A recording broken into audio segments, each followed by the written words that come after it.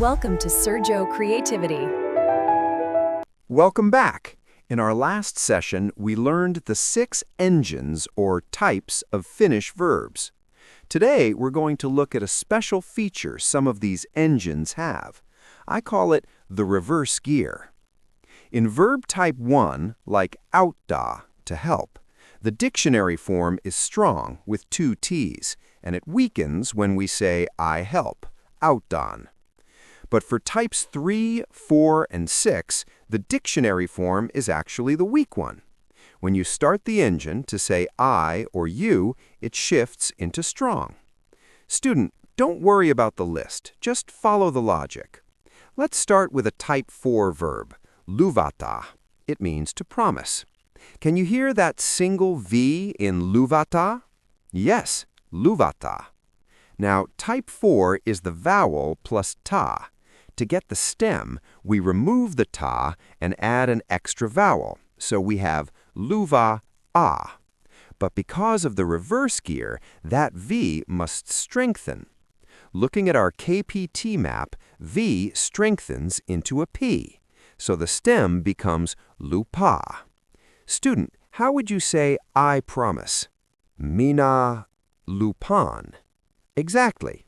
The dictionary form has a V, but I promise has a P. It gets stronger. Now, how would you say you promise?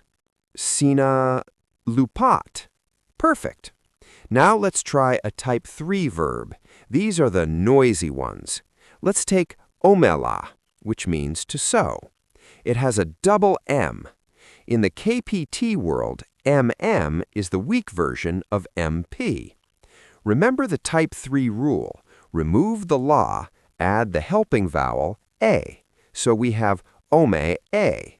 Now shift it into strong gear. Change that MM to MP. What is the stem? Ompele? Correct.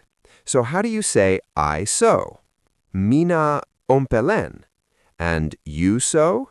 Sinä ompelet. Brilliant. You're seeing the pattern. The dictionary is the lazy weak form. The person is the active strong form. Let's look at type 6. These are the verbs of becoming. Let's take hypätä. It means to get longer, like the days in spring. It has a D. In Finnish, D is the weak version of T. Type 6 rule, remove the ta and add ne. So we have pidene. Now shift that D into a T for the strong gear. What is our stem? Pitene? Yes. So if we want to say the day gets longer, the word for day is päivä, how would you say the day gets longer? Remember to double the last vowel for the it form. Päivä pitene. Excellent. Pidettä is weak. Pitene is strong. Now, here is a very important rule in Finnish. Usually, when we say I don't, we use a weak form. But in these reverse gear verbs, types 3, 4, and 6, the negative stays strong. It stays in the gear we just built.